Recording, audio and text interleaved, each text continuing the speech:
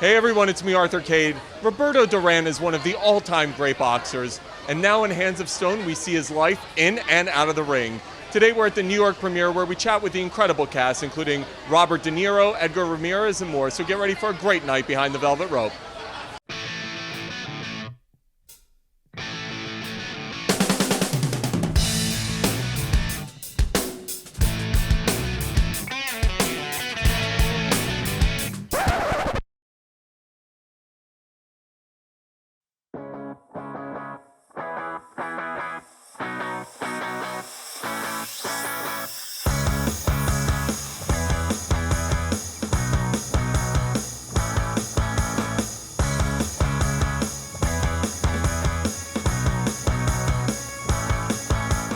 Hey everyone, it's me, Arthur Kade. So how many cooler people could you think of ever playing than Roberto Durán, Edgar Ramírez? That's pretty cool, right? It's pretty cool. It's pretty cool. I mean, first of all, being an actor and having the opportunity to have your own boxing film, just right there is a great privilege.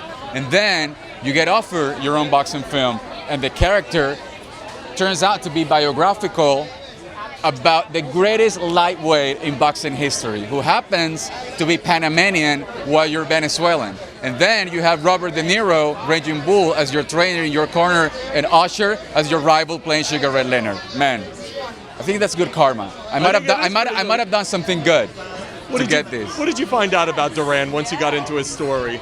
Well, that he's hard, man. I mean, such a big heart. Because that's the thing. The thing is that I grew up hearing stories about Roberto Durán, the furious fighter, you know, the brawler. I mean, the beast in the ring. And what I discovered doing this movie and going through the process was a heart of gold. What made you want to get involved with this story, and what did you learn seeing his story? Well, it was a long story because the movie was supposed to be done in Puerto Rico, and then the investors pulled out for some reason, and I said they should just contact the Panamanian government and tell them that we want to do the movie. We had Roberto Durán's backing. He was very much behind it, the way I understand it. So I said, get some Panamanians who want to invest in it, give them tax breaks, and that's what we should have done it in the first place, because you see these unique locations in Panama City that Roberto is from, and it made total sense to do it there. And we had the support of the government and the city. When you became him, what was it like to become him physically, mentally, spiritually, in all respects? Well, first of all, I wanted to read his book. I wanted his blessing. I wanted to be trained by him if possible. And I was able to manage all of those things. But, you know, when it came down to it, it was really the work that was done behind the scenes and the conversation and just having a true perspective of where he was mentally. Because both the first and the second fight were fought mentally, whether won or lost. It was a mental fight. And in a lot of ways, boxing is that. You know, here's the reality. You can't play boxing. I mean, you can play golf, you can play basketball, you can play football, you can play baseball, any others. You can't play boxing. Talk to me about the epic fights. What was he like as a competitor?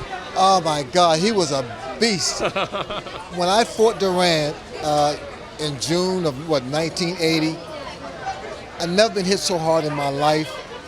And they call him Manos de Piedras, hands of stone. He has hands of stone.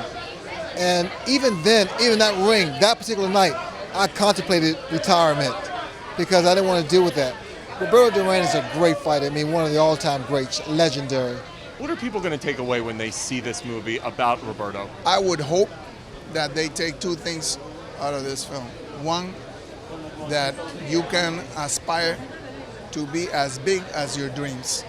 If you have the discipline, and he had, if you have the sacrifice, and he did, you can reach the highest positions.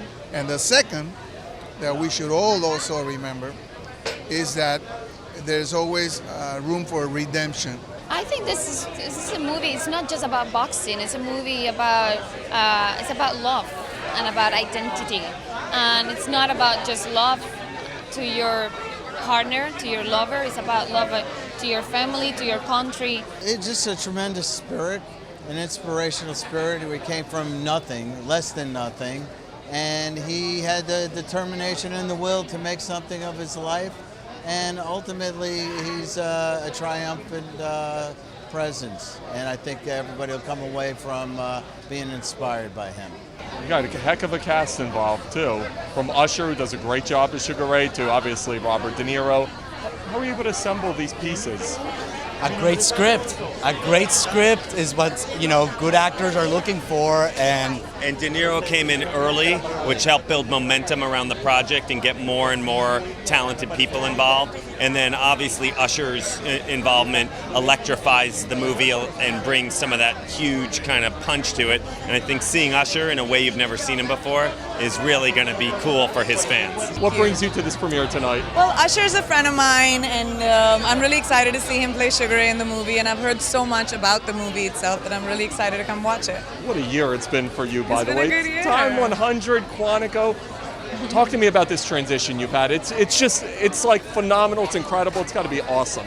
It is awesome. I mean, I feel really, really welcomed and very accepted, and I felt so much love from not just colleagues but friends and you guys, and that it's great, you know.